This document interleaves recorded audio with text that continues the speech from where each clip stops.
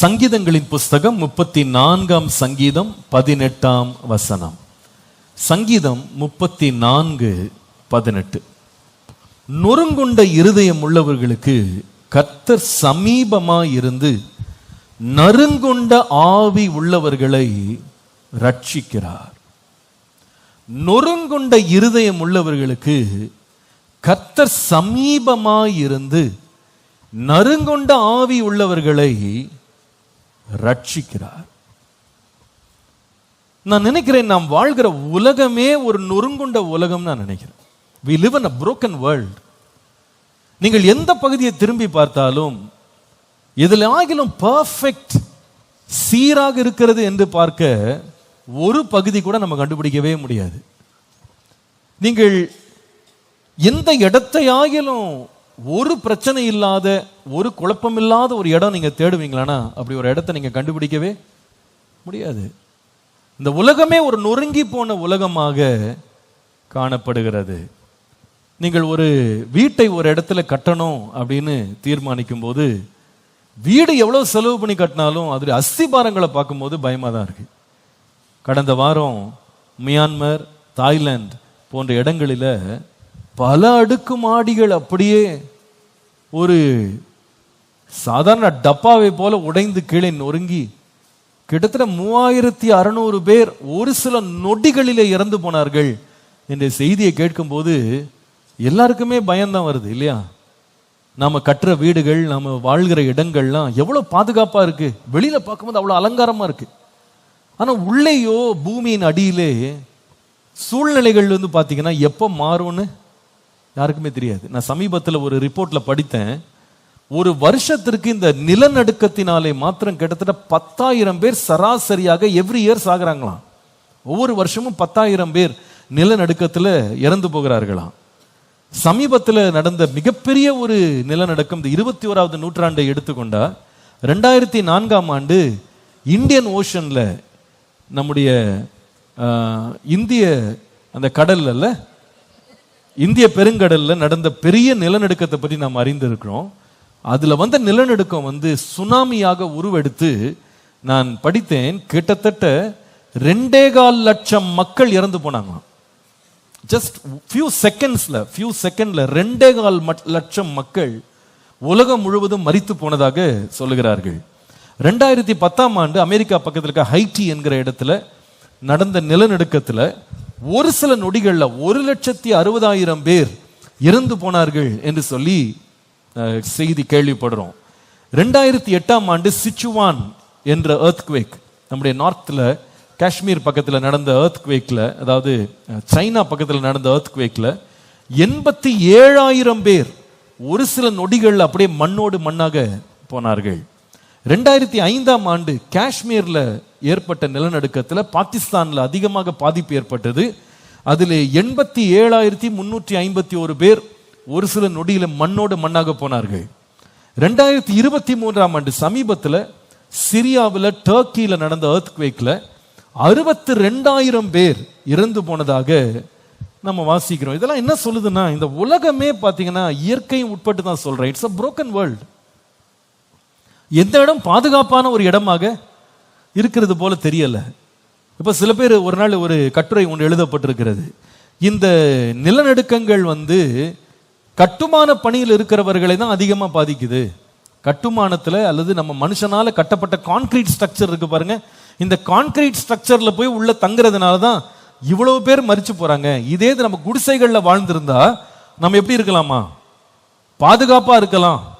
இந்த கான்கிரீட்டை தலைக்கு மேல இவ்வளவு வெயிட் போடுறதுனால இதான் ஒரு நிலநடுக்கம் வந்தா மொத்தமா விழுந்து என்ன பண்ணுது, எல்லாரையும் நசுக்கி சாகடிச்சிருது அப்படின்னு ஒரு கட்டுரை எழுதியிருந்தாங்க. பார்க்க நல்லதா இருந்தது. அப்போ எனக்கு உடனே ஒரு யோசனை வந்தது, சரி இப்போ நம்ம கான்கிரீட்டை விட்டு வெட்ட வெளியில போய் வாழலாம் அப்படின்னு போனா அங்க சொல்றாங்க குளோபல் வார்மிங்ன்றாங்க இல்லையா? ஓசோன் லேயர்ல ஓட்டை விழுந்து விட்டது, அந்த வெயில்ல போய் இருந்தா எல்லா வியாதியும் வரும். சரி, இப்படிதான் வெயில் இருக்கிற இடத்துல தான் பாதிப்பு வருதுன்னு கடல் ஓரமா போனா அங்க சுனாமி வருதுன்றாங்க. ஆக மொத்தம் எங்கேயுமே என்ன பண்ண முடியல.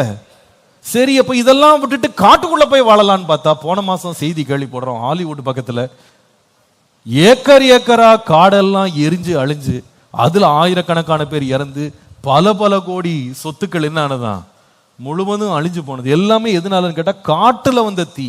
காட்டுலயும் வாழ முடியல, வனாந்திரத்திலையும் வாழ முடியல, கடற்கரை அருகிலையும் வாழ முடியல. நதி பக்கம் உட்கார்ந்தா வெள்ளம் வந்துருது. அடுக்குமாடி கட்டடத்துல போய் வாழ்ந்தா அது ஆடி என்ன பண்ணுது, மேலந்து விழுது. ஆக மொத்தம் பார்த்தா இந்த உலகமே எப்படிப்பட்ட உலகமா இருக்குன்னா ஒரு உடைந்து நொறுங்கி போன உலகம் போல இருக்கு. அதற்குள்ளே வாழ்வது ஒரு ஆபத்தான நிலையில் இருக்கு. நான் நினைக்கிறேன் உலகம் மாத்திரம் உடைஞ்சு போகலைங்க, நொறுங்கிற ஒரு நிலையில இல்ல. நம்ம ஒவ்வொருடைய வாழ்க்கையை நீங்க பாத்தீங்கன்னா அநேக வேளை நொறுங்கிற ஒரு நிலையில தான் நம்ம வாழ்க்கை வந்து ஒவ்வொரு நாளும் ஆபத்துகளை சந்திக்கிறது. நம்ம இருக்கிற சில பேருடைய லைஃப்ல பாத்தீங்கன்னா we have broken bodies. சிலருடைய சரீரங்கள் நொறுக்கப்பட்ட நிலையில் இருக்கு. நான் சொல்லுகிறது எதை பற்றி சொல்கிறேன் என்றால் வெறும் எலும்புகள் நொறுங்கிறத பற்றி நான் பேசல. ஆனா அநேகருடைய சரீரங்கள்ல பல பல வியாதிகள், கண்டுபிடிக்க முடியாத வியாதிகள்லாம் இன்றைக்கு கண்டுபிடித்து மனிதனுடைய வாழ்க்கையை இன்றைக்கு ரொம்ப வேதனைக்குள்ள மாற்றி விடுகிறது. நான் நினைக்கிறேன் உட்கார்ந்து இருக்கிற எல்லாருக்கும் ஏதோ ஒரு வேதனை இருக்கு. கை வலியோ, கால் வலியோ, வயிற்று வலியோ, இடுப்பு வலியோ, தலைவலியோ, கண்ணு வலியோ, ஒவ்வொரு பார்த்து பார்த்தா தனித்தனியா கேட்டகரைஸ் பண்ணலாம்னு நினைக்கிறேன். ஒவ்வொன்றா தனித்தனியா எல்லாருக்கும் என்ன இருக்கு, சிலருக்கு உள்ளுறுப்புகள், சிலருக்கு வெளி உறுப்புகள் இல்லையா, தோல்ல வியாதி, என்னென்னமோ வியாதிகளுக்கு. இந்த சரீரத்தை பார்த்தாலே நம்முடைய சுகவீனத்தினால சரீரமே நொறுங்கி போனது போல நம்ம வாழ்க்கையில உணர்கிறோம். சிலருடைய வாழ்க்கையில சரீரம் சுகமா இருக்கிற மாதிரி இருக்கு, ஆனா அவங்களுடைய உணர்ச்சிகள்ல உடைக்கப்பட்டவர்களா இருக்கிறாங்க. ஆள் ஹெல்த்தியா இருக்கிறாங்க பாக்குறதுக்கு, ஆனா டிப்ரெஷன்ல இருக்கிறாங்க. பலவிதமான பயங்கள், கலக்கங்கள், நிச்சயமற்ற நிலைகள், பதட்டங்கள், இதனாலே அவங்க இருதயங்கள் நொறுங்கி போனதாக இருக்கிறது நம்ம பார்க்கிறோம். சில பேருடைய வாழ்க்கையை பார்த்தா broken relationships, அவருடைய உறவுகள் நொறுங்கி போய் கிடக்கிறது. தகப்பனுக்கும் பிள்ளைக்கும் சமாதானம் இல்லை, ஒரே குடும்பத்திற்குள்ள பிரிவினைகள் இருக்கு, கணவன் மனைவிக்குள்ளே பயங்கரமான போராட்டங்கள். சிலதெல்லாம் ஆச்சரியமா இருக்கு. நல்ல ஒரு திருமணத்தை ஆரம்பிச்சு குடும்பத்தை நடத்திட்டு போகும்போது நம்ம என்ன வாக்குறுதி கொடுத்து ஆரம்பிக்கிறோம்னா, வாழ்விலும் தாழ்விலும், சுகத்திலும் சுகமீனத்திலும், இன்பத்திலும் துன்பத்திலும் தேவன் நம்மை வைத்திருக்கும் வாழ்நாள் எல்லாம் நான் உனக்கு உண்மையா இருப்பேன் அப்படின்னு தான் வாக்குறுதி. வாழ்நாள் எங்க தொடருது, ஒரு வாரத்தையே சில பேர் தாண்ட முடியல. வெளிநாடுகள்லாம் பார்த்தா கல்யாணம் ஆகி அடுத்த நாளே டிவோர்ஸ்க்கு அப்ளை பண்றாங்க. என்ன கொடுமையா இருக்குது. உறவுகள்ல என்ன இல்லை, ஒரு ஐக்கியம் இல்லை. ஒரு முறை ஒரு குடும்பத்தோடு பேசி கொண்டிருந்தேன். 18 வருஷம் 2 பேர் லவ் பண்ணாங்க. 18 years அப்படியே உருகி உருகி லவ் பண்ணாங்க. 18 வருஷம் எல்லாருடைய வெறுப்பையும் சம்பாரிச்சாங்க. 2 வீட்டு சைட்லயும் அப்பா அம்மா ஒத்துக்கொள்ளல, சொந்தங்கள் ஒத்துக்கொள்ளல, கூட பிறந்தவங்க ஒத்துக்கொள்ளல, யாருமே ஒத்துக்கொள்ளல. 18 வருஷம் லவ் பண்ணி கல்யாணம் பண்ணாங்க. கல்யாணம் பண்ணி 18 மாசம் தாண்டல என்கிட்ட வந்து நிக்கிறாங்க, பாஸ்டர் இவரோட வாழவே முடியாது. ஆமா, 18 வருஷம் லவ் பண்ணன்ற, பின்னாலேயே ரத்தத்திலே கடிதம் எழுதின, என்னை கல்யாணம் பண்ணி வைக்கலன்னா செத்தே போவேன், இந்த ஆளை கல்யாணம் பண்ணலன்னா, இந்த பொண்ணை மட்டும் கல்யாணம் பண்ணி கொடுக்கலன்னா எனக்கு கல்யாணமே வேணான்னு அப்பா அம்மா மிரட்டினேன். இப்ப என்னப்பா வாழ்க்கையே வேணான்ற? இது என்ன வாழ்க்கைன்னு கேட்டா நொறுங்கி போன ஒரு வாழ்க்கை. இன்னைக்கு நம்முடைய உலகமும் நொறுங்கி இருக்கு. நம்முடைய வாழ்க்கைகளையும் பார்த்தீங்கன்னா பல நிலைகள்ல நொறுக்கப்பட்ட நிலையில இருக்கிறோம். சில வேளையில பார்க்கிறோம் எதுவுமே நம்பத்தக்க விதமாக இல்லையே. நம்ம வந்து சில தடவை ஒரு பனிப்பாறையில் நடக்கிற மாதிரி இருக்கு. It's like walking on ice. எதுவுமே ஸ்டேபிளா இல்லை, எதுவுமே ஸ்ட்ராங்கா இல்லை, எதுவுமே வந்து ஷூரிட்டியை கொடுக்க மாட்டேங்குது, எதுவுமே நிச்சயத்தை கொடுக்க மாட்டேங்குது. இப்படிப்பட்ட ஒரு நொறுங்கிய ஒரு உலகத்திலே நாம் எல்லாருமே வாழுகிறோம்.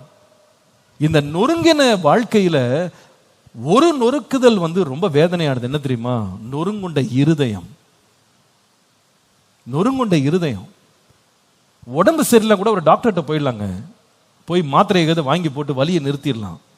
வீடு ஏதாவது கிராக் விட்டுருச்சா ஒரு மேஸ்திரியை கூட்டு வந்து ஏதாவது ரிப்பேர் பண்ணலாம். ஒரு கார் நொறுங்கி போச்சுன்னா கூட ஒரு கராஜில் கொண்டு விட்டு ஏதாவது சரி பண்ணலாம். நொறுங்குண்ட இருதயத்தை யாருங்க சரி பண்றது? அதுக்கு ஏதாவது ஹாஸ்பிட்டல் இருக்கா? அதுக்கு ஏதாவது ஒரு கை தேர்ந்த நிபுணர் யாராவது இருக்கிறாங்களா? ஒருவருமே இல்லை. நொறுங்குண்ட இருதயம் வரும்போது நம்ம யார்ட்டையாவது போனா கொஞ்ச நேரம் கூட இருந்து விட்டு விலகி போகிறவங்க தான் நிறைய பேர் இருக்கிறாங்க. நொறுங்குண்ட இருதயத்தை யாரால் தாங்க முடியும்?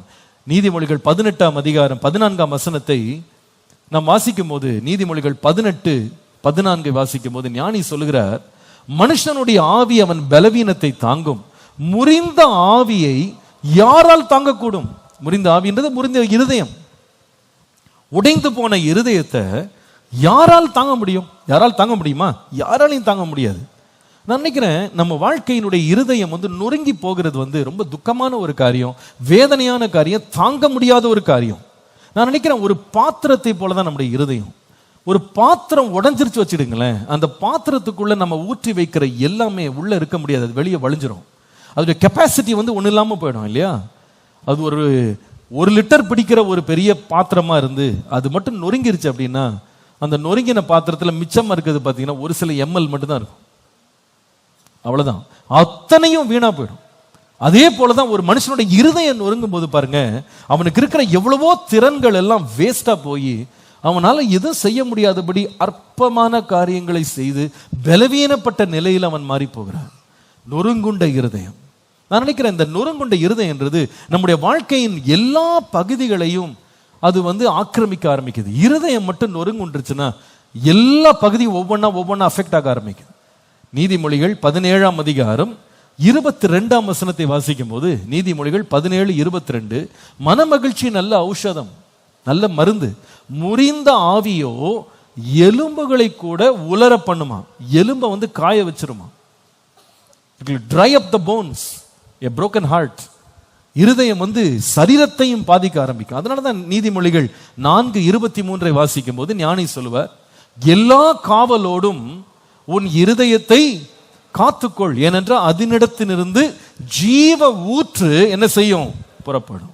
நான் பாருங்க நினைக்கிறேன் நம்ம எல்லாருமே நம்முடைய இருதயம் உடையக்கூடாது, நம்ம வாழ்க்கை நொறுங்கிடக்கூடாது, மனசு பாதிக்கப்படக்கூடாதுன்னு எவ்வளவு முயற்சி எடுக்கிறோம், அதுக்காக எவ்வளவு பிரயாசம் எடுக்கிறோம், எவ்வளவோ காரியங்களை நம்ம ஈடுபடுறோம். மனசை அங்கங்க நம்ம அலையபாய விட்டுறக்கூடாது, நொறுங்கிடக்கூடாது, சோர்ந்து போயிடக்கூடாதுன்னு உற்சாகப்படுத்துறதுக்கு எத்தனையோ காரியங்களை நம்ம செய்கிறோம். அநேக வேளையில இத்தனை செய்தும் பரிதபிக்கத்தக்க விதமாக நம்முடைய இருதயம் நொறுங்கி போகிறது. வாழ்க்கைகள்ல வேதனைகள் முடிவில்லாமல் மாறிவிடுகிறது. இந்த இருதயம் நொறுங்குண்டு போகிறதை குறித்து நான் இன்றைக்கு தியானித்த பொழுது, இந்த நொறுங்குண்ட இருதயத்தின் பக்கத்தில் கர்த்தர் நிற்கிறார் என்றது ஒரு பெரிய ஆறுதலாக இருந்தது. நொறுங்குண்ட இருதயம் உள்ளவர்களிடத்திலே கர்த்தர் சமீபமாய் இருக்கிறார். எல்லாம் சொல்லுங்க, எப்படி இருக்கிறார்? சமீபமாய். God is close to the broken hearted. இருதயம் நொறுங்குண்டவர்களுக்கு தேவன் சமீபமாய் இருந்து அவர்களை சந்திக்கிறார். கர்த்தருடைய நாமத்திற்கு மகிமை உண்டா. அப்ப நம்ம உடைந்த உள்ளத்தோடு இருக்கும்போது கூட கர்த்தர் நம்மை விட்டு விலகாமல், நம்மை விட்டு தூரமாய் இராதபடி நெருங்கி வருகிற ஒரு நல்ல தேவனாக இருக்கிறார். இந்த இருதயம் நொறுங்குண்டு போகிறதுன்னு சொல்லி நம்ம தியானிக்கும் போது, இன்றைக்கு இருதயம் நொறுங்குண்டு போகிறதுக்கு 3 காரணங்கள் என்ன, இந்த 3 வேளைகளையும் கர்த்தர் எப்படி கூட இருக்கிறார் என்பதை நம்ம கவனிக்க போகிறோம். முதலாவது, இருதயம் எப்பொழுது நொறுங்குண்டு போகும் தெரியுமா? சங்கீதம் 143ஆம் சங்கீதம் 3 முதல் 4 வசனங்களை பாருங்க. சங்கீதம் 143 3 முதல் 4. சத்துரு என் ஆத்துமாவை தொடர்ந்து என் பிராணனை தரையோடே நசுக்கி வெகு காலத்திற்கு முன் பரிசுத்தமான்கள் மேல் என்னை மரித்தவர்கள் போல என்னை இருளில் இருக்க பண்ணுகிறான். என் ஆவி என்னில் தியங்குகிறது, என் இருதயம் எனக்குள் சோர்ந்து போகிறது. நீங்க செய்கிற வேலையை பார்த்தீங்கன்னா, இந்த இருதயம் நொறுங்கி போய் இவ்வளவு சோர்ந்து போய் நிக்கிறதுக்கு காரணம் என்னவென்று கேட்டா, அவர் சொல்லுகிறார், என் சத்துரு எனக்கு கொடுத்த உபத்திரவம் என்னுடைய ஜீவனை தரை மட்டும் நசுக்கி போடுகிறான் என்று சொல்ல. என் பிராணனை, என் உயிரை, என் வாழ்க்கையை தரையோடு போட்டு நசுக்குகிறான் என்று சொல்ல. நான் நினைக்கிறேன் இருதயம் நொறுங்குண்டு போகிறதுக்கு காரணமானவர்கள் முதலாவது யார் தெரியுமா? நம்மை சுற்றி இருக்கிற கவனம் இல்லாத மக்கள். Our heart can be broken when we are handled by careless people. நம்மை குறித்து எந்த கவனமுமே இல்லாமல், எந்த ஒரு உணர்வே இல்லாமல் நம்மை கையாளுறாங்க பாருங்க. அவர்களால் அநேக வேளை வாழ்க்கை என்ன செய்யுது? நொறுங்கி போகுது. சில பேர் பேசுறாங்க, அது பேசுறவங்க ஐயோ நம்ம பேசுற வார்த்தையை 10 பேர் கேட்கறாங்களே, அவங்க மனசு எப்படி புண்படும் அப்படின்னு யோசிக்கிறதே இல்லை. அவங்க வாயில என்ன பண்ணிடுறாங்க? பேசிடுறாங்க. சில பேர் வந்து அவங்க செய்கிற செய்கைகள், அவங்க எடுக்கிற முடிவுகளுக்கு இதனால மற்றவங்களுக்கு பாதிப்பு வருமே, இன்னொரு குடும்பத்துக்கு பாதிப்பு வருமே, இன்னொரு நபருக்கு பெரிய நஷ்டம் உண்டாகுமே, அவருக்கு வேதனை உண்டாகுமே அப்படின்னு யோசிக்கிறது இல்லை. கொஞ்சம் கூட உத்தரவாதமே இல்லாமல், உணர்வே இல்லாமல், சிந்தனையே இல்லாமல், பொறுப்பே இல்லாமல் நடக்கிறாங்க பாருங்க. இவர்களால அநேகருடைய இருதயங்கள் என்ன செய்யும்னா நொறுங்கி போகிறது. 69ஆம் சங்கீதம் 20ஆம் வசனத்தை நீங்கள் பார்க்கும் பொழுது, 69ஆம் சங்கீதம் 20ஆம் வசனம் பார்க்கும் பொழுது, நிந்தை என் இருதயத்தை பிளந்தது, நான் மிகவும் வேதனைப்படுகிறேன், எனக்காக பரிதபிக்கிறவன் உண்டோ என்று காத்திருந்தேன், ஒருவனும் இல்லை, தேற்றுகிறவர்களுக்கு காத்திருந்தேன், ஒருவரையும் காணேன். அப்ப அர்த்தம் என்னன்னா, people were not caring for others. மற்றவர்கள் மேல் கரிசனையே இல்லாமல், கொஞ்சம் கூட கவனமே இல்லாமல் அவர்கள் காரியங்களை எடுத்து செய்யும் போது அது அநேகரை என்னவா மாற்றிடும் அப்படின்னா காயப்பட்டவர்களாய் மாற்றும், இருதய நொறுங்குண்டவர்களாய் அவர்களை மாற்றிவிடும். வேதத்தில் ஒரு நல்ல சம்பவம் இருக்கிறது. அது வந்து ஒரு மனிதனுடைய வாழ்க்கையே நொறுங்கி போகிறதுக்கு காரணத்தை நான் பேசின காரியங்களுக்கு ரொம்ப ரொம்ப ரொம்ப நெருக்கமாய் வருகிறது நான் நினைக்கிறேன். 2 சாமுவேல் 4ஆம் அதிகாரம் 4ஆம் வசனத்தை வாசிக்கும் போது, சவுலின் குமாரன் யோனத்தானுக்கு 2 காலும் முடமான ஒரு குமாரன் இருந்தான். சவுலும் யோனத்தானும் மடிந்த செய்தி இஸ்ரவேலிலிருந்து வருகிற போது அவன் 5 வயதுள்ளவனாய் இருந்தான். அப்பொழுது அவனுடைய தாதி அவனை எடுத்துக்கொண்டு ஓடி போனாள். அவள் ஓடி போகிற அவசரத்தில் அவன் விழுந்து முடமனானான். அவனுக்கு மேவி போசேத் என்று பெயர். இங்க பாத்தீங்கன்னா இந்த மேவி போசேத் வந்து ஒரு ராஜ குலத்துல பிறந்தவன். சவுலுடைய மகனாகிய யோனத்தான், யோனாத்தானுடைய மகனாகிய மேவி போசேத். இந்த மேவி போசேத் வந்து இன்றைக்கு கால் முடமாகி இப்படி அவன் நிக்கிறதுக்கு காரணம் என்னன்னா, 5 வயதுல அவனுடைய வேலை செய்யும்படி, அவனுக்கு உதவி செய்யும்படி வந்த தாதி வந்து என்ன செய்கிறாள்னா, அவனை எடுத்து கொண்டு போகும்போது அவனை தவற விட்டுடும். ஓடுற ஓட்டத்துல விழுந்த பிள்ளைக்கு கால் அடிபட்டு கடைசியில வாழ்நாள் எல்லாம் நடக்க முடியாதவனாவே போயிட்டான். நான் நினைக்கிறேன் இதை போல நம்ம வாழ்க்கையில சில பேர் நம்மளை ஹேண்டில் பண்ணுவாங்க. But they so careless. அவங்க வந்து கவனம் இல்லாமல் நம்மை ஹேண்டில் பண்ணும்போது பாருங்க, அவங்க போட்டு போயிட்டாங்க. ஆனா வாழ்நாளெல்லாம் இந்த மேவி போசேத் போல முடமாக்கப்பட்டவர்கள் அநேகர் இருக்காங்க. அவங்க சொல்லுவாங்க, நான் நல்லா இருந்தேன், சுகமா இருந்தேன், but after I was handle carelessly நான் எப்படி ஆயிட்டேன், முடமாயிட்டேன், என் இருதயம் நொறுக்கப்பட்டு விட்டது. நிறைய வேளையில நம்முடைய வாழ்க்கையில இந்த நொறுங்குண்ட அனுபவம் அப்படின்றது சமீபத்தில் நடந்த ஒரு காரியமா இல்லாம இருக்கலாம். நான் சிலரை பார்த்து பேசும்போது அவருடைய சம்பவங்கள், அவருடைய வாழ்க்கைகள்லாம் கவனிக்கும் போது அந்த இருதயம் நொறுங்குண்டது மக்களுடைய கவனம் இல்லாமல் அவங்க செய்த காரியங்கள் பார்க்கும்போது அந்த ட்ராமா வந்து அதுக்கு ஒரு ஹிஸ்டரி இருக்கு, அதுக்கு ஒரு சரித்திரம் இருக்கு. அது சரித்திரத்தை போய் பார்த்தீங்கன்னா அது கிட்டத்தட்ட 20 வருஷத்துக்கு முன்னாடி நடந்திருக்கும், 50 வருஷத்துக்கு முன்னாடி நடந்திருக்கும். சில பேர் சொல்லுவாங்க, இந்த சின்ன வயசுல என்னுடைய அப்பா அம்மா எனக்கு சொன்ன அந்த வார்த்தை வந்து என்னால் மறக்க முடியல. எங்க டேடி சொன்ன வார்த்தை வந்து அது உள்ள என்ன நொறுக்கி போட்டுருச்சு, அந்த புரோக்கன்னஸ்ல இருந்து எனக்கு ஹீலிங்கே எனக்கு இல்லை அப்படின்னு சொல்லுவாங்க. சில பேர் சொல்லுவாங்க, நான் படிக்க போன இடத்துல என் டீச்சர்ஸ் வந்து ஒரு வார்த்தை சொன்னாங்க, அந்த வார்த்தையை சொல்லிட்டு அவங்க போயிட்டாங்க, ஸ்கூலை மாதிரி போயிட்டாங்க, கிளாஸ் மாதிரி போயிட்டாங்க. நானும் ஸ்கூலை முடிச்சுட்டேன், காலேஜை முடிச்சுட்டேன், ஆனா சொன்ன வார்த்தை மட்டும் நொறுங்கின உள்ளத்தை என்னால் என்ன பண்ண முடியல, ஆற்றவே முடியல. நான் ஒரு இடத்துல வேலைக்கு போனேன், அந்த இடத்துல சுற்றி இருக்கிறவர்கள் என்னை பற்றி பேசின வார்த்தைகளை என்னால் மறக்கவே முடியல. அவங்க என்னை கொஞ்சம் கூட கவனம் இல்லாமலே, என்னை பற்றி கொஞ்சம் கூட உணர்வே இல்லாமல், கருத்தே இல்லாமல் என்னை வந்து ஹேண்டில் பண்ணாங்க. I was handle very badly. சில பேர் சொல்றதை கேட்டிருக்கேன், நான் குடும்ப வாழ்க்கைக்குள்ள போன பிறகுதான் ரொம்ப உடைஞ்சிட்டேன், நான் ரொம்ப நொறுங்கிட்டேன். நான் அது வரைக்கும் ரொம்ப ஸ்ட்ராங் பர்சனாக இருந்தேன், ரொம்ப நல்ல ஒரு பலசாலியாக இருந்தேன், ரொம்ப சந்தோஷமா இருந்தேன், கவலை இல்லாமல் இருந்தேன், நான் ரொம்ப பப்ளியா இருப்பேன். ஆனா என்றைக்கு நான் கல்யாணம் ஆச்சோ அந்த வீட்டுக்குள்ள எனக்கு கொடுத்த உபத்திரவங்கள், எனக்கு கொடுக்கப்பட்ட நிந்தைகள், எனக்கு கொடுக்கப்பட்ட அவமானங்கள், நான் கடந்து வந்த பாதைகள்லாம் நான் திரும்பி பார்க்கும்போது நான் ஒன்றும் இல்லாமல் ஆயிட்டேன், நொறுங்கி போயிட்டேன். நான் எதையுமே செய்யறதுக்கு விருப்பம் இல்லாமல் நொறுங்கி போயிட்டேன். சிலர் ஊழிய பாதையில கூட நொறுக்கப்பட்டவர்கள் இருக்கிறாங்க, நொறுங்கி போனவங்க இருக்கிறாங்க, துவண்டு போனவங்க இருக்கிறாங்க. நிந்தையை கேட்டு, அவமானத்தை கேட்டு, வாழ்க்கையில ஏமாற்றங்களை பார்த்து, தங்களை சுற்றி இருக்கிற மனிதர்கள் தங்களை நடத்தின விதத்தை பார்த்துட்டு நொறுங்கி போனவங்க இருக்கிறாங்க. இருதயம் நொறுங்குண்டவர்கள் அநேக வேளையில எதனால நொறுங்குண்டு போகிறார்கள் என்று சொன்னால், கவனம் இல்லாமல் தங்களை கையாளுகிறவர்களாலே நொறுங்குண்டு போகிறார்கள். சில வெளியில பல ஆண்டுகளுக்கு முன்பாக, பல நாட்களுக்கு முன்பாக நடந்த சம்பவங்கள் கூட ஒருவருடைய இருதயத்தை நொறுக்கி போட்டு அவங்க கெப்பாசிட்டியே ஒன்றும் இல்லாமல் ஆக்கிடுது. சொல்லுங்க, ஒரு பாத்திரத்தை உடைச்சிட்டிங்க அப்படின்னா 1 லிட்டர் இருக்க வேண்டிய பாத்திரத்தில் 10 ml வைக்கிறதே ரொம்ப கஷ்டம்.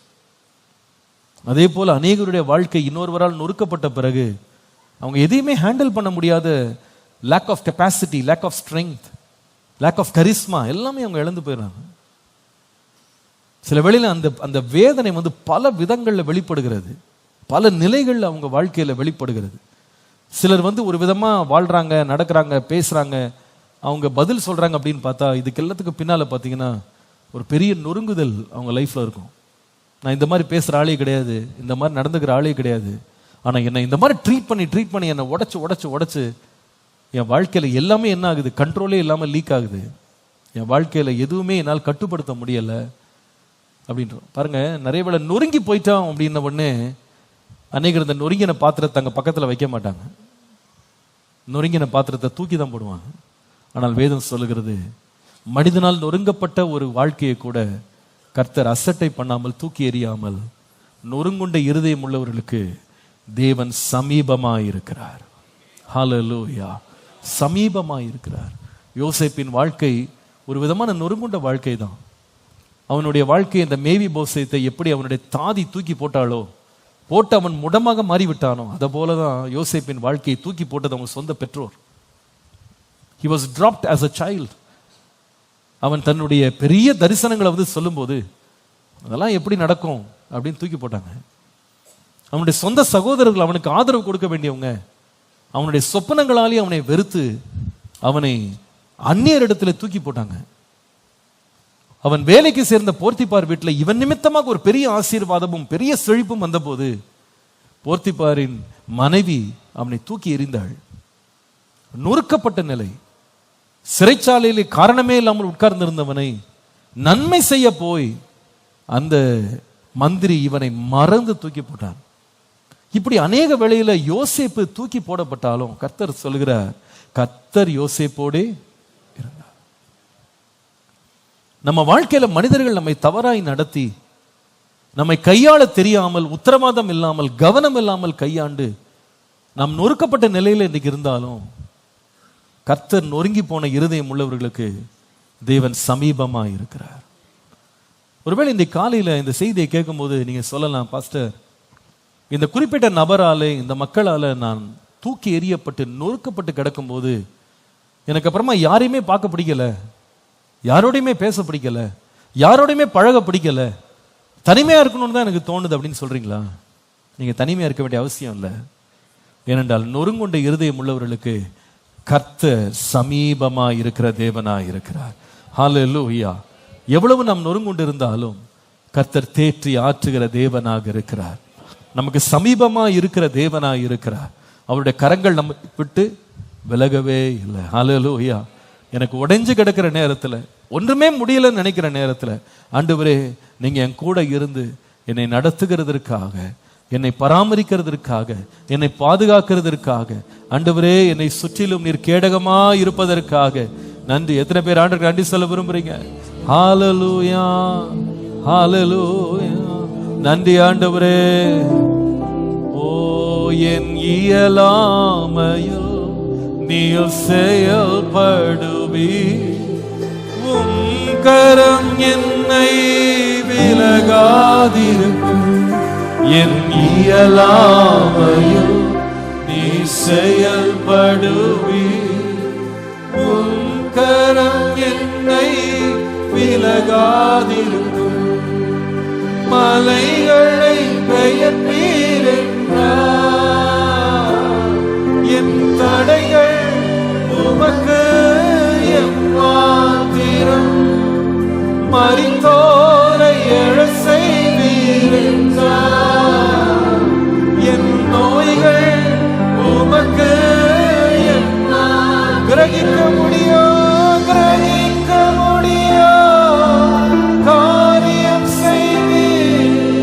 சர்வஞானியே உம்மை ஆராதிப்பேன். கிரகிக்க முடியா காரியம் செய்தீர். சர்வஞானியே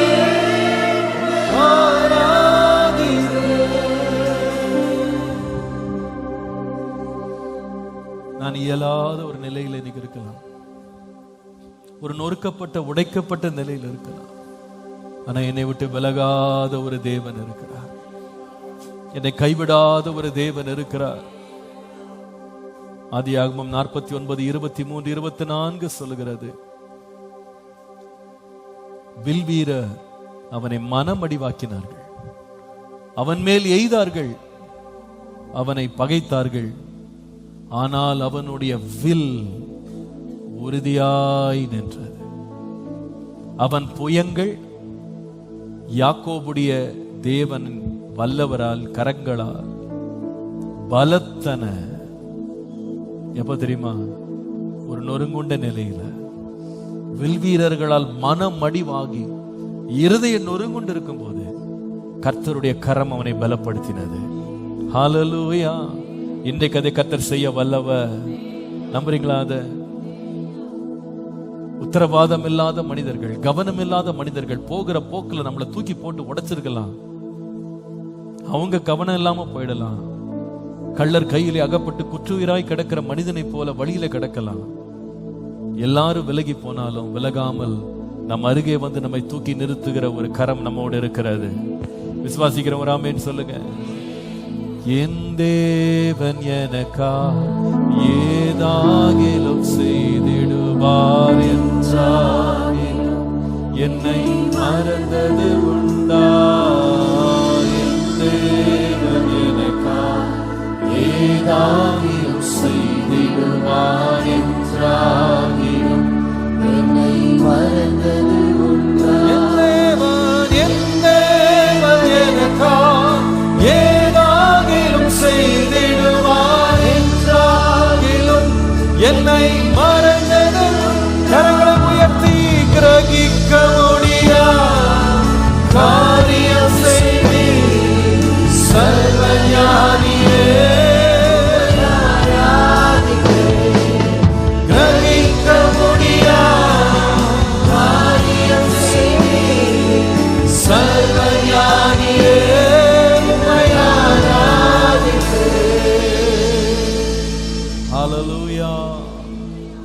எப்பொழுது ஒரு மனிதனுடைய இருதயம் நொறுங்கும்? கவனம் இல்லாதவர்கள் நம்மை கையாளும் போது இருதயம் நொறுங்கி போகும். இரண்டாவது எப்ப தெரியுமா இருதயம் நொறுங்கும்? 73ஆம் சங்கீதம் 21 22 வசனங்களை பார்க்கும்போது 73ஆம் சங்கீதம் 21 22 பாருங்க. இப்படியாக என் மனம் கசந்தது, என் உள்ளிந்திரியங்களிலே குத்துண்டேன், நான் காரியம் அறியாத மூடனானேன், உமக்கு முன்பாக மிருகம் போல இருந்தேன் என்று வாசி. இருதயத்துல குத்துண்டு காரியம் அறியாத மூடனாக இருந்தேன். நல்லா கவனிங்க. ஒரு மனிதனுடைய இருதயம் நொறுங்கி போகிறதற்கு இரண்டாவது காரணம் என்ன தெரியுமா? நாமே கவனம் இல்லாமல் நடக்கும் போது நம்முடைய இருதயம் நொறுங்குண்டதாய் மாறிடும். நாமே கவனம் இல்லாமல் இருக்கும்போது, நாமே நம்ம வாழ்க்கையை குறித்து கவனம் இல்லாம நம்ம வாழும்போது we can get broken. It's our own fault, our own carelessness that can become very costly. When we handle ourselves carelessly, we can get broken. இந்த சம்பவத்தை நீங்க வாசித்து பார்த்தீங்கன்னா, இந்த மனுஷன் வந்து இவ்வளவு இருதயத்துல குத்துண்டு, இவ்வளவு நொறுங்குண்டு, ஒரு மூடனை போல மிருகத்தை போல இருக்கிறேன் அப்படின்னு சொல்றதுக்கு இவ்வளவு நொறுங்கி போகிறதுக்கு காரணம் வந்து வேற யாருமே இல்லை. அது இவனுடைய சொந்த செய்கை தான், வேற யாரும் அதுல இன்வால்வ்டு கிடையாது. நீங்க இதனுடைய காரணத்தை அந்த சங்கீதம் முழுவதும் படிக்கலாம். ஆனா 13-14 வசனங்களை மாத்திரம் நான் சுட்டிக்காட்ட விரும்புறேன். அதே சங்கீதம் 73ஆம் சங்கீதம் 13ஆம் வசனம் பாருங்க. நான் விருதாவாகவே என் இருதயத்தை சுத்தம் பண்ணி குற்றம் இல்லாமையிலே என் கைகளை கழுவினேன். நாள்தோறும் நான் வாதிக்கப்பட்டும் காலை தோறும் தண்டிக்கப்பட்டும் இருக்கிறேன் இப்படின்னு இவர் சொல்றாரு. இப்படி எல்லாம் ஒரு வார்த்தை பேசுறதுக்கு காரணம் என்னன்னு கேட்டீங்கன்னா, அந்த அதிகாரம், அந்த சங்கீதம் முழுவதும் என்னன்னா, துன்மார்க்கனுடைய வாழ்வை பார்த்தேன். அவன் வாழ்வை பார்த்த போது எனக்கு ரொம்ப எரிச்சல் ஆயிடுச்சு. நான் இவ்வளவு முயற்சி பண்ணி என் வாழ்க்கையை சுத்தமா வைக்கலாம்னு நினைக்கும் போது அவன் எதையுமே செய்யாம நல்லா இருக்கிறான்.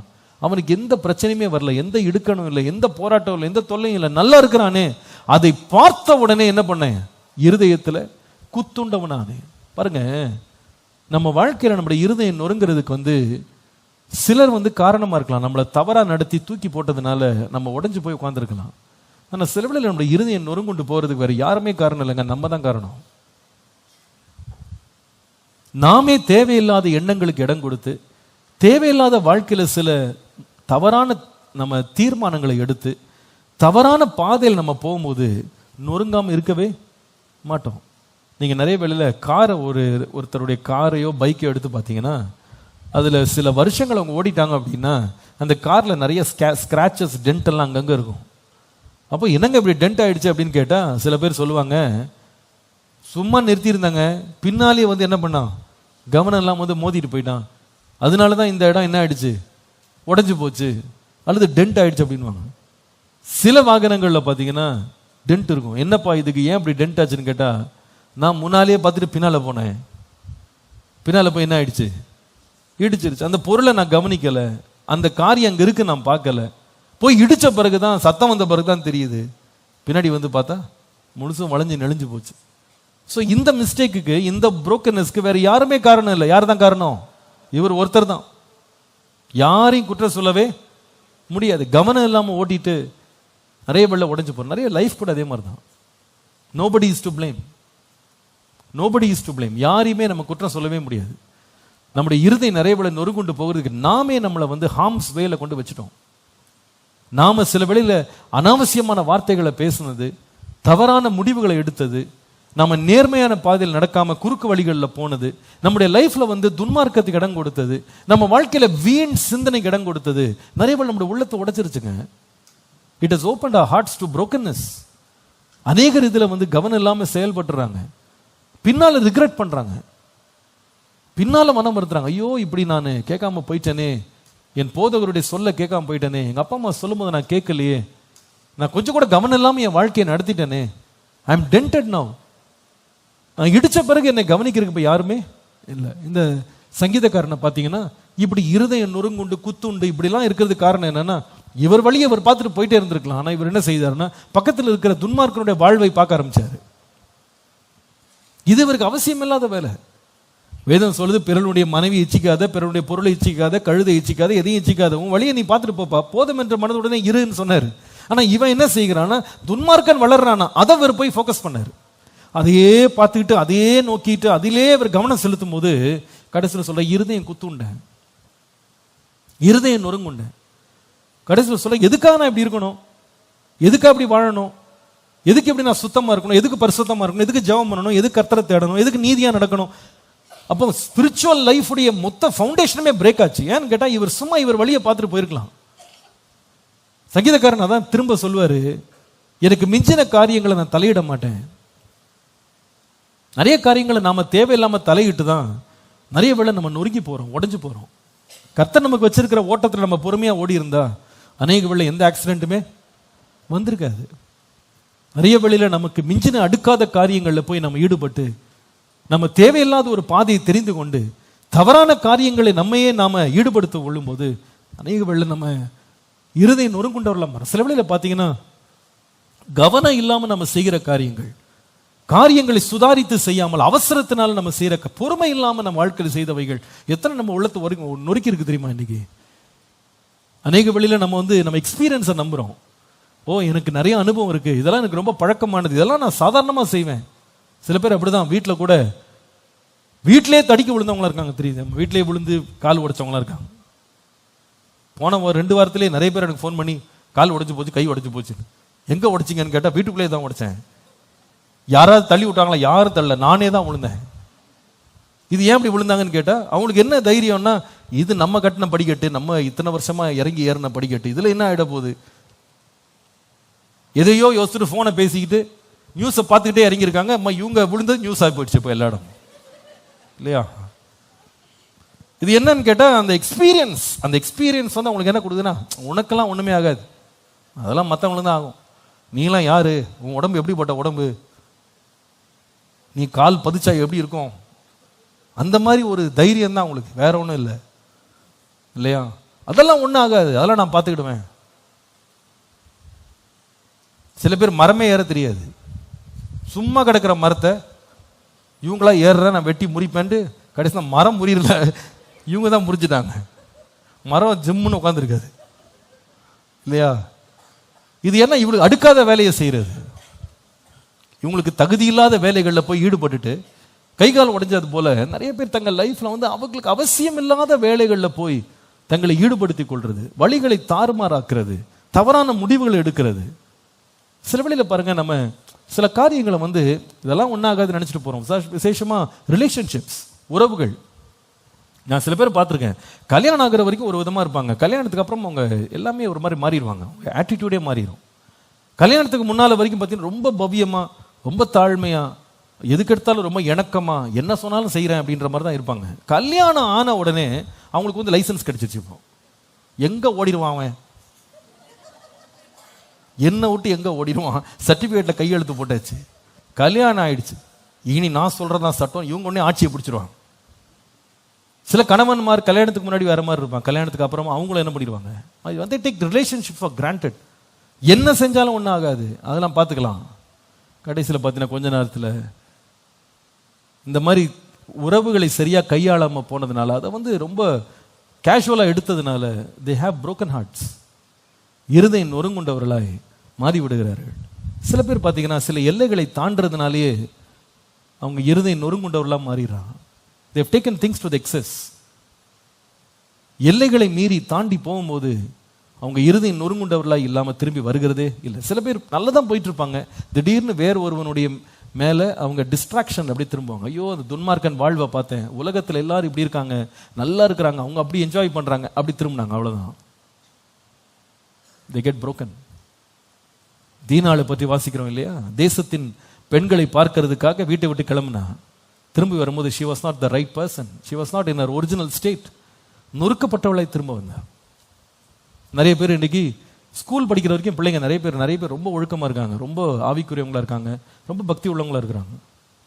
சில பேர் அந்த ஸ்கூல்லேருந்து காலேஜ் லைஃப்குள்ளே போன உடனே they see the world. இது வரைக்கும் யூனிஃபார்ம் போட்டு எல்லாத்தையும் பார்த்தவங்க இப்போ உலக பிரகாரமாக மக்கள் இருக்கிறத பார்த்த உடனே கொஞ்சம் திசை மாறுறாங்க. ஏன் அவங்கள போல நான் இருந்தா என்ன, அவங்க எப்படிலாம் வாழ்றாங்க, அவங்க எப்படி எங்கெங்கெல்லாம் போறாங்க, எப்படிலாம் நடந்துக்கிறாங்க, நானும் போவேன் அப்படின்னு போறாங்க. But sometime they come back with broken hearts, நொறுங்குண்ட இருதயத்தோடு திரும்ப வர்றாங்க.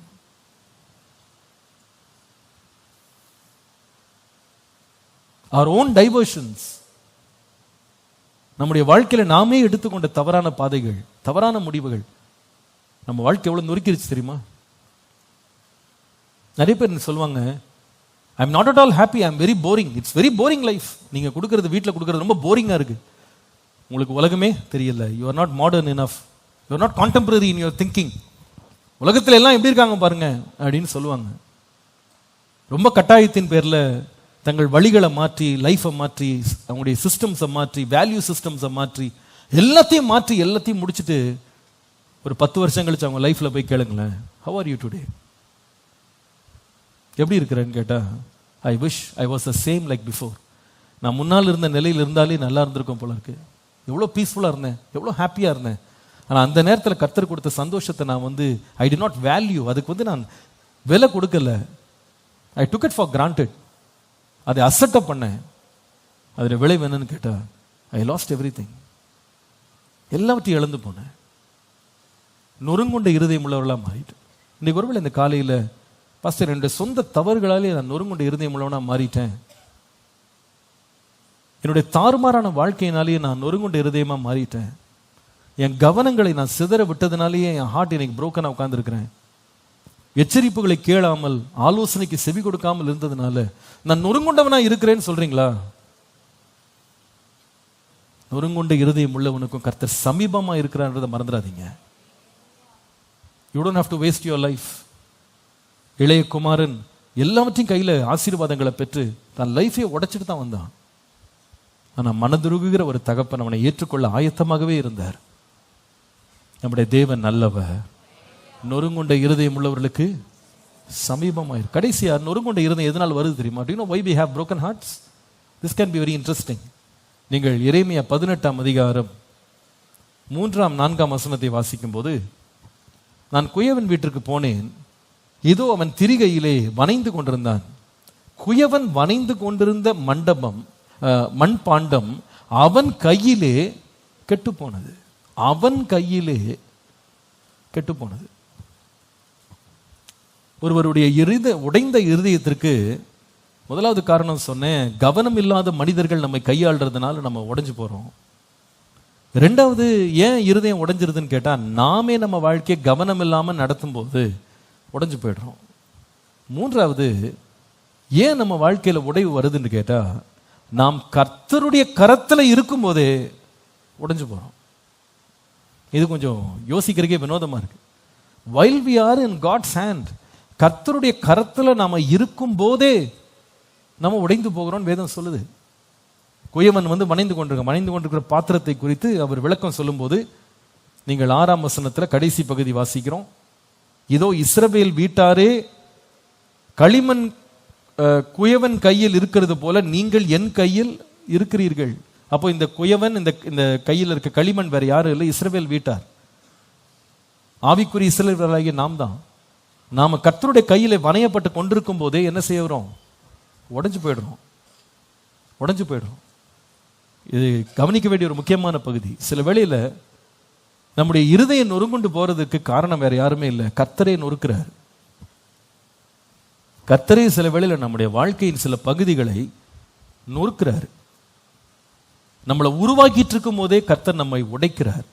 We thought that is the last form that you ever had, that's your last achievement, that's your permanence. இதுதான் என்னுடைய permanent shape அப்படின்னு நம்ம நினைக்கிறோம்.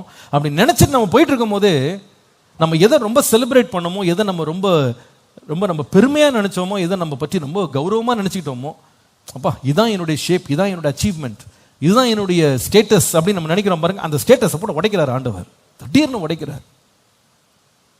நேபுகாத் நேச்சாரை கர்த்தர் தான் ராஜாவா ஏற்படுத்தினார்.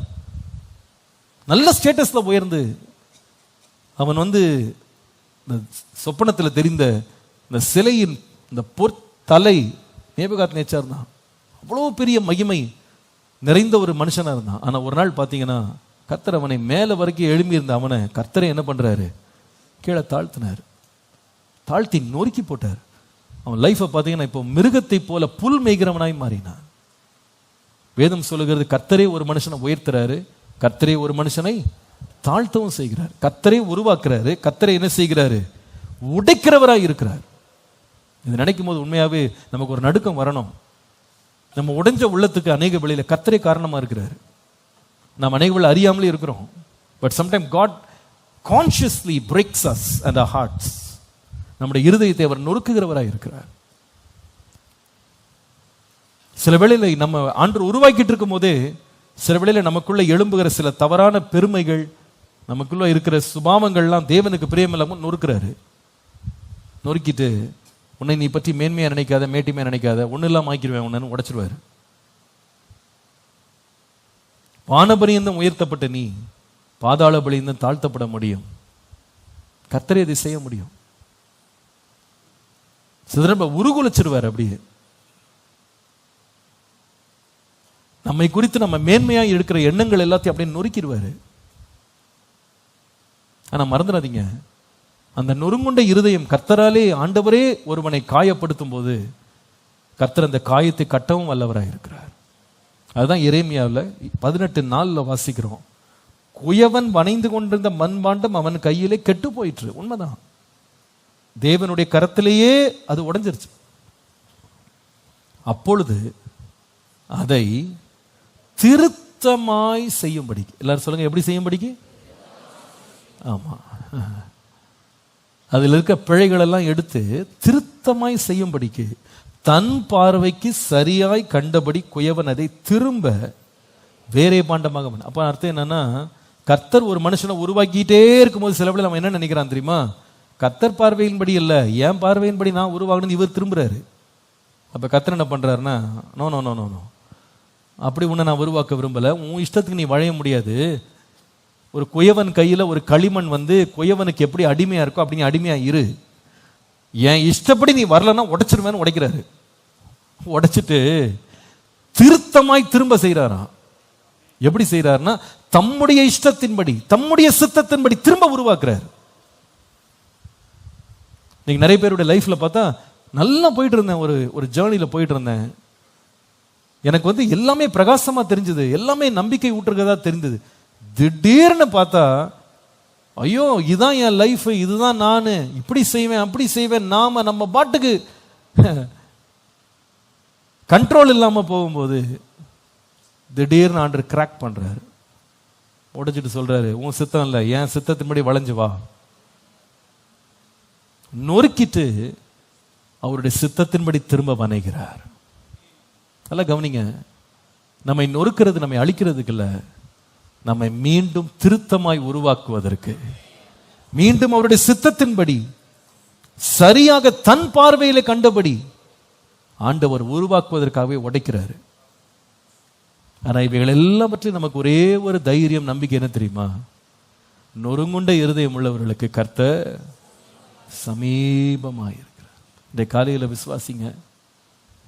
மனிதர்களால் நீங்க நொறுங்கி போயிருக்கலாம், நம்முடைய சொந்த தவறுகளாலே நம்ம நொறுங்கி இருக்கலாம், கர்த்தரே நம்மை நொறுக்க சித்தமாகலாம். ஆனால் நாம் நொறுங்கின இருதயத்தில் இருக்கும்போது கூட நாம் கைவிடப்பட்டவர்கள் அல்ல, நாம் அனாதைகள் அல்ல, நாம் தள்ளப்பட்டவர்கள் அல்ல. நொறுங்குண்ட இருதயம் உள்ளவர்களை தேவன் சமீபமாக இருந்து பாதுகாக்கிறார். என் நொறுங்கின நிலையையும் அவர் கண்ணோக்கி பார்த்து என் அருகிலே வந்து என்னை கரம் பிடித்து நடத்துகிறவர் என் தேவன். ஹல்லேலூயா, ஹல்லேலூயா. அநேக வேளையில ஒரு மண்பாண்டத்தை எடுத்துக்கிட்டீங்கன்னா அது வந்து உடஞ்சிருச்சு வச்சுடுங்களேன், நொறுங்கிருச்சு வச்சுடுங்களேன், கையில் எடுக்கும்போது நொறுங்கிருச்சு அப்படின்னா அதுக்கு ஒன்னே ஒன்று தான் இப்போ நம்மகிட்ட கேட்கும், என்ன தயவுசெய்து கையை மட்டும் எடுத்துடாதீங்க. உங்கள் கையை மட்டும் எடுத்தீங்கன்னா துண்டு துண்டாக உடைஞ்சு போயிடுவேன். அப்போ அந்த நொறுங்குண்ட பாத்திரத்தை ஒரு மனுஷன் கையாளும் போது எப்படி கையாளுவான்னா, அப்படியே அந்த பாத்திரம் முழுவதையும் சுற்றி அப்படியே கையை அப்படியே அரவணைச்சிக்கிடும், தான் விரல் அதை சுற்றில் அப்படியே மூடிக்கிடுவான். அவன் சொல்லுவான், கவலைப்படாத, நீ உடைஞ்சிட்ட, ஆனால் என் கை உடையல, என் கை உனக்கு பலமா இருக்கும், நான் உன்னை பாதுகாத்து கொள்றேன். ஆண்டவருடைய கதை தான் சொல்றாரு. மனுஷனால் நீ நொறுக்கப்பட்டிருக்கலாம், நீயே தவறுதலாய் நொறுங்கி இருக்கலாம், நானே உன்னை நொறுக்கி இருக்கலாம், ஆனால் நொறுங்கின உன்னை என் கரத்துக்குள்ளேயே வச்சிருக்கிறேன். ஹல்லேலூயா. என்னால் நீ மறக்கப்படுவதில்லை, என்னால் அசட்டை பண்ணப்படுவதில்லை. நம்ம அநேக நொறுங்கின உடனே மனுஷன் எப்படி நம்மளை பார்க்குறான்றதை நம்ம பார்க்குறோம். பாஸ்டர், நான் அப்படி இருந்தேன் இப்படி இருந்தேன், இந்த மாதிரி ஒரு அவமானம் வந்தது, இந்த மாதிரி ஒரு பிரச்சனை வந்தது, ஒரு வேதனைக்குள்ளே நான் போனேன், ஒரு பெரிய ஒரு இழப்புக்குள்ளே நான் போனேன், அதுக்கப்புறமா எல்லாரும் என்னை ஒரு மாதிரி பார்க்க ஆரம்பிச்சாங்க, பேச ஆரம்பிச்சாங்க, பரிகாசம் பண்ண ஆரம்பிச்சாங்க, என் லைஃப்ல வேல்யூவே போயிடுச்சு நம்ம நினைக்கிறோம். இன்னைக்கு சொல்லுங்க, மனுஷனை விட்டு விலகி போகலாம், ஆனால் நொறுங்குண்ட இருதயம் உள்ளவனுக்கு கர்த்தரே சமீபமாக இருக்கிறார். அவருடைய கரம் என்னை அப்படியே சுற்றி நிலைத்திருக்கிறதுனால நான் உடைந்து போகவே மாட்டேன். கர்த்தர் என்னை பராமரித்து பாதுகாத்து அவருடைய சித்தத்தின்படி என்னை திருத்தமாய் வேறே பாத்திரமாக வணைந்து கர்த்தர் என்னை உயர்த்த வல்லவராய் இருக்கிறார். சில வேளையில மனிதர்கள் உங்களை வந்து தூக்கி டிராப் பண்ணியிருக்கலாம், அப்படி கீழே போட்டிருக்கலாம், உங்களை நொறுக்கி இருக்கலாம். நீங்க கர்த்தருடைய பிள்ளையா இருப்பீங்களான்னா பயப்படாதீங்க. சில தடவை அவங்க தூக்கி போட்டது கூட உண்மையாகவே அது நன்மையாகவே முடிஞ்சது. ஏன்னு சொன்னால், அவங்க தூக்கி போடும்போது நம்ம குப்பையில் விழலை, கர்த்தருடைய கரத்தில் விழுந்துட்டோம், அவ்வளோதான். அன்றைக்கு யோசேப்பை சகோதரர்கள் தூக்கி போடும்போது கர்த்தர் அப்படியே தாங்கிட்டார், அப்படியே தாங்கி கொண்டு போய் எகிப்தில் விட்டு விட்டார். எகிப்தில் அவனுடைய எஜமாட்டி வந்து தூக்கி போடும்போது கர்த்தர் அப்படியே தூக்கி கொண்டு போய் அவனை சிறைச்சாலையில் வைத்தார். சிறைச்சாலையில் இருக்கிறவன் மறந்து தூக்கி போடும்போது அப்படியே தூக்கி கொண்டு போய் சிங்காசனத்தில் உட்கார வைத்தார். அவனுடைய வாழ்க்கையில ஒவ்வொரு உடைவும் தான் அவனை அடுத்த நிலைக்கு தூக்கி கொண்டே போனது. என் வாழ்க்கையில உடைவுகள் கூட கர்த்தர் நன்மையாய் மாற்ற வல்லவராய் இருக்கிறார். ஹல்லேலூயா. நிறைய வேளையில நம்முடைய வாழ்க்கையில வந்த உடைவுகளை கூட கர்த்தர் நம்மை சுத்திகரிப்பதற்கும், நம்மை பரிசுத்தப்படுத்துறதுக்கும், நம்மை உணர்வுள்ளவர்களாய் மாற்றுவதற்கும் தேவனால் பயன்படுத்த முடியும். அந்த இளைய குமாரன் தான் செய்த தவறுகளால் நொறுங்கி போன ஒரு பிள்ளை, அவன் தேவனண்டை வந்தபோது, தன் பிதாவின் அண்டை வந்தபோது, தகப்பன் அண்டை வந்தபோது அது எப்படி அவனுக்கு மாறினதுன்னு கேட்டா, இதுவரைக்கும் அவங்க அப்பா மேல இல்லாத ஒரு அன்பு அவனுக்கு வந்தது. அந்த தீமையை கூட கர்த்தர் நன்மையாக அவனுக்கு மாற்றி கொடுத்துட்டாரு. அவனுக்கு முத்திரை மோதிரத்தை திரும்ப கொடுத்தார். ஆவியின் அச்சாணியை அவனுக்கு திரும்ப தந்தார், அச்சாரமாய் தந்தார். நம்முடைய ஆவியானவர் நம்முடைய வாழ்க்கையில உள்ள உடைவுகள் வேலையில கூட கர்த்தர்ட்ட ஒப்பு கொடுத்துட்டோம்னா அதை இன்னும் சிறப்பாக மாற்ற கர்த்தர் வல்லவரா. முந்தின நிலைமையை பார்க்கலும் பிந்தின நிலைமையை நன்மையாய் மாற்ற தேவன் வல்லவராய் இருக்கிறார். ஹல்லேலூயா, ஹல்லேலூயா. அவர் ரெஸ்டோர் பண்ணுவார், ரொம்ப அழகா ரெஸ்டோர் பண்ணுவார், மேன்மைப்படுத்துவார். உடைக்கப்படும் போது விசுவாசிங்க, என் கர்த்தர் கூடவே இருக்கிறார். அன்றைக்கு மோசே உடைக்கப்பட்ட நிலையில் இருந்தான், எல்லாராலும் கைவிடப்பட்டான், எல்லாரும் அவனை காட்டி கொடுத்துட்டாங்க. ராஜா அவனை புறக்கணித்தான். வனாந்திரத்தில் கிடந்த அவனை கர்த்தர் தேடி வந்தார், பெயர் சொல்லி அழைத்தார். அவன் முன்னால் இருந்த நிலைமையை விட பிந்தின நிலைமையை தேவன் மகிமையாய் மாற்றினார். அந்த தேவன் இன்றைக்கு உயிர் உள்ளவர். எல்லாத்துக்கும் மேல கர்த்தரால் நம்ம அணையப்பட்டு கொண்டிருக்கும் போதே சில வேளையில கர்த்தர் உடைப்பார். அதற்கு ஒரு காரணம் இருக்கு. நாம வழி தப்பி போனோம், ஆனால் இப்பொழுதும் உம்முடைய பிரமாணங்கள் மேல் பிரியமா இருக்கிறேன். என் சுய சித்தத்தின்படி நடக்கணும்னு நான் கொஞ்சம் என் மேல நான் விருப்பம் உள்ளவன் ஆயிட்டேன் ஆண்டவரே. கொஞ்சம் நான் ஆசீர்வதிக்கப்பட்ட உடனே நான் கொஞ்சம் தைரியம் கொண்டுட்டேன். ஆனால் என்னை உடைக்கிறதுக்காக நன்றி, என்னை நொறுக்கிறதுக்காக நன்றி. நான் நினைக்கிறேன் நிச்சயமாகவே நொறுங்குண்ட நம்மை தேவன் நேசிக்கிறார். தேவன் நம்மேல் ரொம்ப பட்சபாதமாய், நம்மேல் ரொம்ப பரிதபிக்கிறவராய் இருக்கிறார். நம்ம மேல ரொம்ப பரிதபிக்கிறவராக இருக்கிறார். ஏன் தெரியுமா? இயேசுவே ஒரு நொறுங்குண்டவராய் நமக்காக மாறினார். நாம் இன்றைக்கு மனப்பாட வசனம் சொன்னதுல முக்கியமான வசனம், தேவன் அவரை நொறுக்க சித்தமானார். நமக்காக அவர் நொறுக்கப்பட்டார் இல்லையா? நாம எப்படி நொறுக்கப்பட்டா எப்படி ஃபீல் பண்ணுவோன்னு அவருக்கு தெரியும். இந்த காலையில் நம்ம நொறுங்கின நிலையிலேயும் எனக்கு அருகிலே இருக்கிற கர்த்தருக்கு என் வாழ்க்கையை சமர்ப்பிக்கிறேன் என்று சமர்ப்பிங்க. எல்லாவற்றையும் சீர்படுத்தி நிரப்பி நம்மை நிலைநிறுத்த தேவன் வல்லவராய் இருக்கிறார். எல்லாவற்றிலும் எல்லாமுமாக இருந்தவரே, இருப்பவரே, எல்லாவற்றையும் எல்லாவற்றாலும் நிறைத்தவரே, நிறைப்பவரே, ஸ்தோத்திரமே, ஸ்தோத்திரமே, மறைவால் செலுத்துகிறேன். ஸ்தோத்திரமே, ஸ்தோத்திரமே, மறைவால் செலுத்துகிறேன். உயிர் பிழைத்தே, உதவி பெற்றே, உயிருள்ளவரை துதிப்பே. உயிர் பிழைத்தே, உதவி பெற்றே, உயிருள்ளவரை துதிப்பே. உயவனாக பாடுவோம். உயவனாக வளைந்திட்டிரே, களிமண்ணையே உம் கிருபையாலே. உயவனாக வளைந்திட்டிரே, களிமண்ணையே உம் கிருபையாலே. குறை கண்டு அழிக்கவில்லை, கரத்தினில் வைத்துள்ளீரே. என்னில் குறை கண்டு அழிக்கவில்லை, கரத்தினில் வைத்துள்ளீரே. ஸ்தோத்திரமே, ஸ்தோத்திரமே, ஸ்தோத்திரமே, மறவாமல் செலுத்துகிறேன். ஸ்தோத்திரமே, ஸ்தோத்திரமே, மறவாமல் செலுத்துகிறேன். உயிர்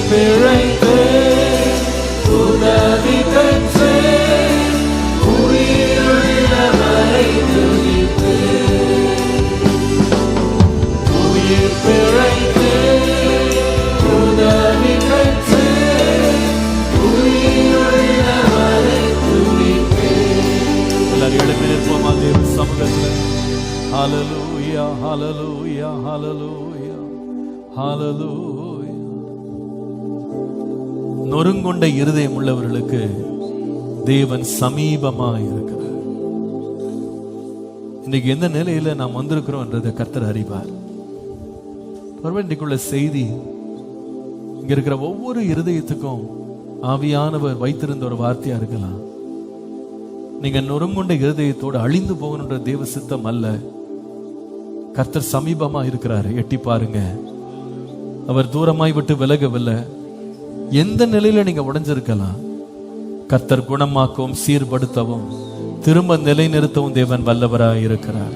அதை விசுவாசிக்கிறீங்களா? நீங்க இன்னைக்கு இருதயம் நொடுங்குன்னதுக்கு காரணம் யாராவது ஒருத்தர் இருக்கலாம். அவங்கள பார்க்காதீங்க.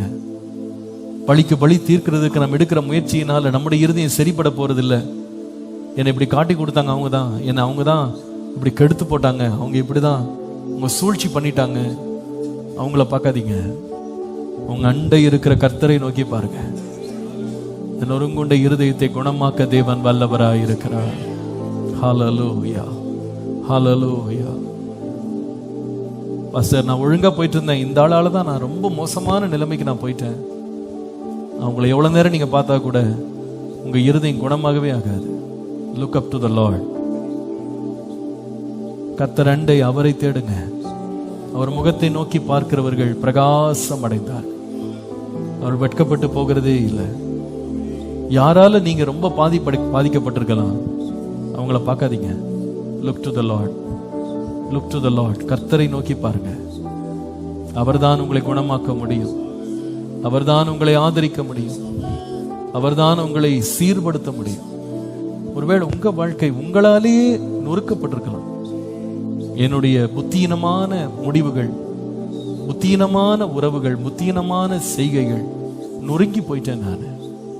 உங்கள் நொறுங்குதல் உங்கள் முடிவல்ல. அந்த நொறுக்கப்பட்ட நிலையில கர்த்தரை நோக்கி பாருங்க. என்னை குணமாக்க ஆண்டவரே. தாவீது நொறுக்கப்பட்ட போது, அவன் நொறுங்கி போன போது கர்த்தர் என்னை வந்தான். எனக்கு ஒரு புதிய இருதயத்தை உண்டாக்கும், என்னை மீண்டும் கட்டி எழுப்பும் ஆண்டவரேன்னு கர்த்தர்ட்ட கேட்டான் பாருங்க. அவன் மீட்கவே பட முடியாதுன்னு எல்லாரும் நினைச்சாங்க. ஆனா கர்த்தர் அவனை மீண்டும் எழுப்பினார்.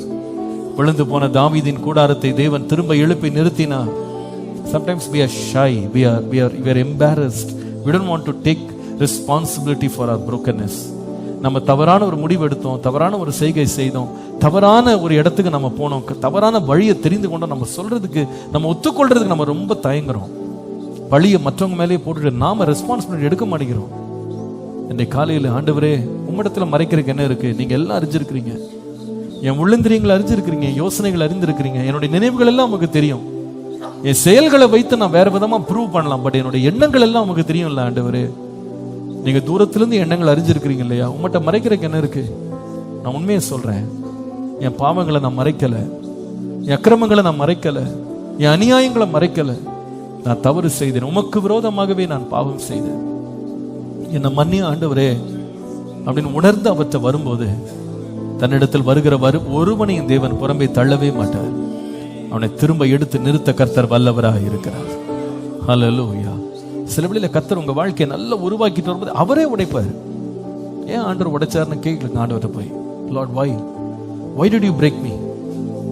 ஏன் என்ன உடைச்சிட்டீங்க ஆண்டவரே? நல்லா தானே போயிட்டு இருந்துச்சு, சிறப்பா தானே போயிட்டு இருந்துச்சு, வெற்றியா தானே பயணம் பண்ணிட்டு இருந்தோம், எவ்வளவு பேரும் புகழோட நாங்க பயணம் பண்ணிட்டு இருந்தோம், எவ்வளவு நல்ல ரிப்போர்ட்ஸ் எல்லாம் கொடுத்தோம், எவ்வளவு நல்ல சாதனைகளை சாதிச்சோம், எவ்வளவு சீராக காரியங்கள் போய், ஏன் எங்களை உடைச்சிட்டீங்க? ஏன் எங்களை நொறுக்குனீங்க? இன்னைக்கு ஏன் எங்க பாத்திரம் அப்படி நொறுங்கி கிடக்குன்னா கர்த்தர் சில வேளை சொல்லுவாரு, இந்த காரணத்துக்காக தான் உன்னை உடைச்சேன் நான். You lost your perspective, you lost your purpose, you gave into pride. இதெல்லாம் காரணங்கள். உன்னுடைய நோக்கத்தை இழந்து போன, எனக்கு ஒரு வழியை தெரியல, உன்னை நான் திருப்புறதுக்கு ஒரு வழி தெரியல, உடைச்சா தான் நீ திரும்புவேன்னு எனக்கு தெரியும், அதனால உடைச்சேன் உன்னை. ஆனா பயப்படாது, உடைச்சு உன்னை குப்பையில போடல, என் கைக்குள்ளே தான் வச்சிருக்கிறேன். நீ மட்டும் அனுமதிப்பாய், ஆனால் திருத்தமாக நான் இன்னொரு வேறே பாத்திரமா என்னுடைய சித்தத்தின்படி உன்னை நான் உருவாக்க நான் உண்மை உள்ளவராக இருக்கிறேன். This is a word for some of you this morning. You may be broken but you are not despised. You are still in the hand of God. கர்த்தருடைய கரத்திலே நீ இருக்கிறாய். அவர் உன்னை மறக்கவில்லை. உன்னை மீண்டும் புதிதாய் கட்டி எழுப்புவார். ஆண்டவரே என்னை கட்டுங்கப்பா. என் நொறுங்கின இருதயத்துக்கு அருகிலே நீங்க வாங்க. உங்களுடைய பிரசன்னத்தை நான் உணர விரும்புறேன் சொல்ல விரும்புறவங்க இன்னைக்கு ஆண்டு இடைப்பட்டிருப்பார். நான் கரங்களை உயர்த்தி ஆண்டு ஒப்பு கொடுங்க உங்களை. Lord, let me feel you close to me. நீர் தூரமானவராக அல்ல, என் சமீபமா நீங்க வாங்க ஆண்டவரே. என் பாத்திரத்தின் மேல உடைய கை வரட்டும்பா. என் இருதயத்தின் மேல உடைய கரத்தை நீட்டுங்க ஆண்டவரே. Lord, heal every broken heart. Mend every broken part. ஆண்டவரே நீங்க தயவு செய்து என்னை உருவாக்குங்க, என்னை சீர்படுத்துங்க.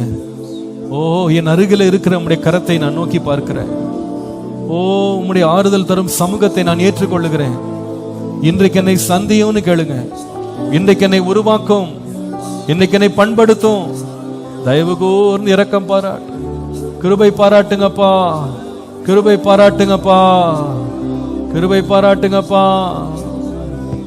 தேவனே உந்தன் திரு சமூகம் என் முன்னே என்றும் செல்லட்டுமே. ஆறுதல் எந்தன் வாழ்வினிலே அன்பரே உந்தன் சமூகமே, அன்பரே உந்தன் சமூகமே.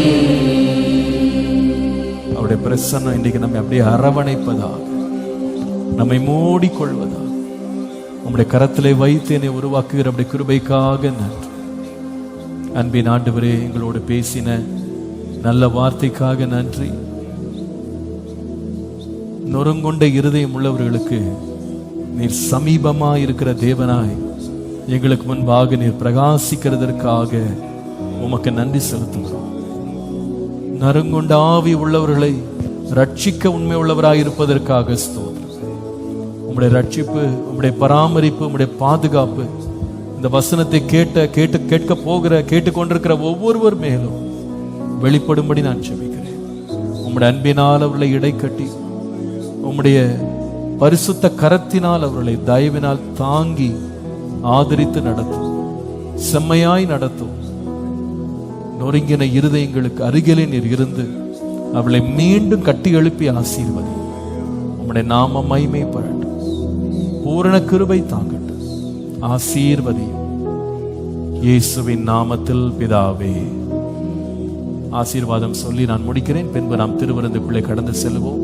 நம்முடைய கர்த்தராகிய இயேசு கிறிஸ்துவனுடைய கிருபை, பிதாவாகிய தேவனுடைய அன்பு, பரிசுத்த ஆவியானவருடைய அந்யோன்ய ஐக்கியம், சமாதானம், ஆசீர்வாதம் நம் அனைவரோடும் கர்த்தருடைய வருகை பரியந்தம் நிலைத்திருப்பதாக.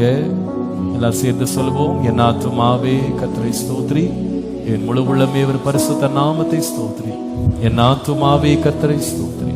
கர்த்தர் செய்த சகல உபகாரங்களை மறவாதே. அவருடைய அக்கிரமங்கள் எல்லாம் மன்னித்து, நோய்கள் எல்லாம் குணமாக்கி, உன் பிராண அழிவுக்கு விலக்கி மீட்டு, கிருபையினால் இரக்கங்களால் முடிசூட்டி, நன்மையினால் வாயை திருப்தியாக்குகிறார். கழுகுக்கு சமானமாய் வயது திரும்ப வாழ வைது போல் ஆகிறது. ஆமென்.